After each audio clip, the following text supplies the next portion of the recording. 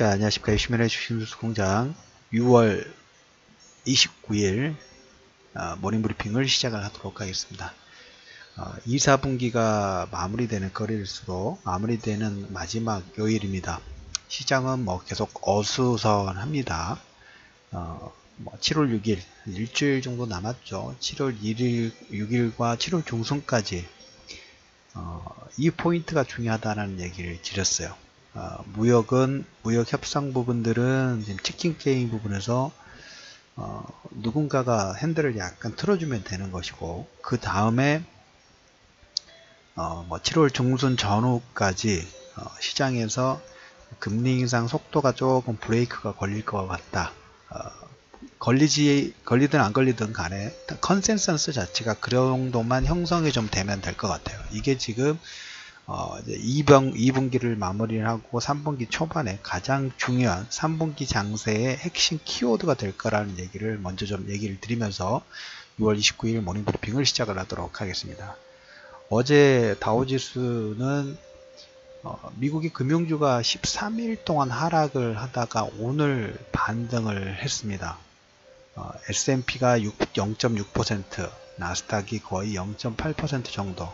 최근에 하락폭이 나왔지만 다우지수 특히 나스닥 같은 경우는 신고가 나온 다음에 항상 보면 그렇죠. 신고가 나왔을 때 바로 돌파가 스트레이트 가는 경우는 거의 없어요. 대형주나 지수급에서는 그 눌림목 부분들, 그 N자 파동을 지금 만드는 그 형상 중이다라는 얘기를 좀 드려보도록 하겠고, 시장은 조금 전에 말씀을 드렸던 것처럼 무역 제재 어떻게 될 것인가 계속 눈치 보기예요.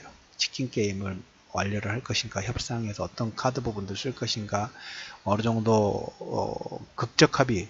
우리나라도 보면 예전에 그 파업 하길 때 특히 시내버스라든지 지하철 파업 부분들 할 때 정상적으로 타결된 적이 없었죠.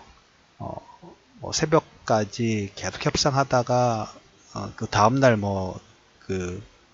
운행 거부를 했을 경우에 새벽 한 2, 3시 정도 극적 타결 부분들 진행하죠. 거의 그 시간에 서로 양보하면서 극적 타결 부분 하면서 파업까지는 막는 케이스들이 다반사였습니다. 지금 미중도 그럴 가능성이 상당히 높은데 아직은 어수선합니다. 근데 어느 때는 조금씩 긍정적인 내용이 나오면서 시장의 완화 부분들을 좀 해주는, 또 반대로 어제 여러 가지 코멘트, 대상이 누구냐, 레디 커틀러냐, 무누시냐에 따라 무누시는 협상파 쪽에 협상을 하자는 쪽에 좀 더 무게를 주고, 트럼프도 무누시 쪽으로 약간 기우는 모습들이 나오는데, 레디 커틀러가 어제 한마디 하면서 어제 장중 출렁거린 부분들을 만들었고, 중국도 거기에서 맞대응 부분을 하면서 어제 그 상해라든지 선물 매도가 거기에 동행했다라는 얘기를 좀 드렸죠. 유럽 정상회의가 현재 진행 중에 있습니다. 시장에서는 유럽 정상회의에서는 난민 문제가 가장 중요한 이슈가 되고, 두 번째가 미국 철강 알루미늄 관세 부과 무역 갈등을 논의를 하고 있다라는 얘기를 하고, 유가는 아무래도 이제 이란 제재 때문에, 이란 제재 참 나중에 한번 얘기를 드렸지만, 이란 제재를 통해서 가장 큰 수혜는 미국이라는 얘기를 드렸죠. 자기가 더 큰 이득을 보기 위해서 이란의 강력한 경제 제재 부분들을 다시 부활시키는, 그러면서 유가를 통제를 하려고 하는 상당히 강한 흐름 부분들, 패권주의의 짙은 모습이 나오고 있다는 얘기를 드려보도록 하겠습니다. 미국 상무부가 1분기 GDP 증가율을 확정치를 했습니다. 잠정치가 2.2%였는데 소비 관련된 지표가 부진하면서 확정치는 2.0% 나왔다라는 얘기를 드려보면서, 물론 이제 무역 분쟁 관련된 내용이 시장의 가장 중요한 핵심 키워드입니다. 키워드다 보니까 중국의 인민은행 양털깎이를 약간 지금 들어오고 있어요. 최근에도 말씀을 드렸던 것처럼 중국 입장에서도, 제 개인적인 생각으로 중국 입장에서도 현재 무작정 무역전쟁 부분들을 키워서 미국 국채를 매도한다든가 하면, 물론 미국도 타격을 받겠지만 너무 서로 출혈이 너무 클 수밖에 없어요. 그리고 외국인들, 특히 외국인 헤지펀드들이 중국을 지금 호시탐탐 노리고 환율 공격 부분들을 집중하고 있다고 말씀을 좀 드렸죠. 그렇기 때문에 인민은행이 일부 개입 부분들 들어갔습니다. 위안화가 지금 6.6 정도 됐으면 이제 저항대에 진입이 좀 됐어요. 저항대에 진입이 됐는데 인민은행이 일부 달러 매도를 통해 가지고 개입을 나서는 중에 있으면서 시장에서 우려하는 그 뭡니까 환율 급등, 그 다음에 양털 깎기, 불안심리 부분 일부 잠재우는 것 같긴 합니다. 물론 소방서가 일부 출연한 건 사실이긴 합니다만은 이 기조로 가게 되면 중국도 더 힘들어질 수 있다고 말씀드렸죠. 서로 극한치까지 가고 있는 거예요. 마지막 카드가 될 수 있는 가능성이 높다고 말씀을 좀 드렸죠. 그래서 인민은행이 지준율 인하하고 위안화 약세 방어를 해서 달러 매도를 나서는 중이다 라는 얘기를 좀 드려보도록 하겠습니다.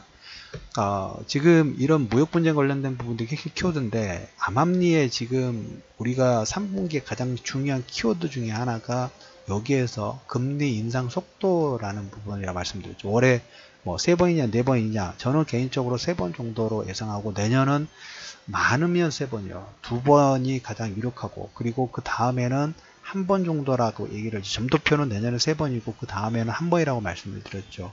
근데 내년은 2번, 3번 그러니까 내년 올해 상반기가 가장 강력한 상승 속도 가파르고 점점 누그러진다고 말씀을 드렸죠.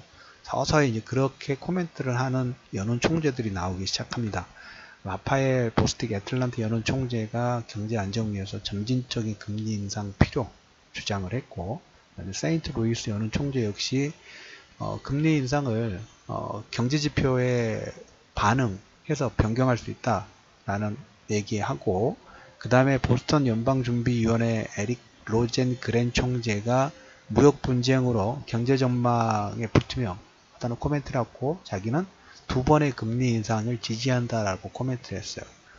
물론 이거 개인적인 연방준비위원회 개별적인 의견입니다만은 중요한 것은 금리 인상 속도를 가속화한다. 여기에 지금 무역 분쟁의 사건 부분도 이루어지고 있는데 금리 인상 속도까지 가면 이건 패닉에 들어갈 수 있겠죠. 그래서 서로 지금 그 지경까지 안 만들려고 지금 노력을 하고 있는 그런 차원으로 보시면 됩니다. 그래서 어제 미국 시장 13일 만에 금융주의 반등 이유는 그 은행주들의 스트레스 테스트가 이제 마감이 됩니다. 그래서 금융주 강세 전환을 했는데 스트레스 테스트 끝나고 그 자사주 매입이라든지 주주 환원 정책에 대한 기대감 부분들이 일부 반영이 되면서 거의 0.6% 금융주의 강한 상승 부분들하고 그 다음에 유럽 증시는 중국이 미국 대두 수입 취소 소식의 하락 부분을 시작하긴 했습니다만은 금융주, 특히 유럽 말고 미국 쪽에서는 금융주하고 그 다음에 통신주들이 반등을 일으키면서 S&P 0.6%, 나스닥 0.8%의 반등 부분을 일으키는 역할을 하고 아마존도 보면 온라인 약국 10억 달러 인수를 하면서 2%에 가까운 반등 부분들을 이끌었습니다. 그리고 폼페이오가 다음 주 북한 방문 예정합니다. 우리 시장의 가이드라인, 보호막은 남북 경협이라는 얘기를 좀 드렸죠. 물론 정상회담 이후에 바로 정책적인 부분들이 반영이 되는 건 아니에요. 좀 시간이 걸리죠. 다음 결정까지. 그 과정 중에 무역 분쟁 이슈가 들어오면서 그 변동폭 자체가 크게 나오지 전체 그림 부분에 전혀 변동사항이 없다라는 얘기를 드렸습니다. 자, 6월 29일 2사분기가 마무리되는 날입니다. 무역전쟁, 무역분쟁 관련된 내용 주말에 계속 이제 그걸 보면 방향이 나오겠죠. 투자 제한 조치에 30일날 지금 내일 발표 예정이니까 담길 내용 어떤 강화를 할 것인가 왕치산의 방문 부분들이 지금 내용이 예정이 되어 있으면 서로 협상을 어떻게 할 것인가 중국이 쓸 수 있는 카드는 그렇게 많지 않은데 이번에 버틸 것인가 아니면 미국도 트럼프가 재선을 해놓고 그 다음에 중국의 좀 더 공격적인 양털깎기 부분들 도전할 것인가 저는 후자 쪽이라고 봐요.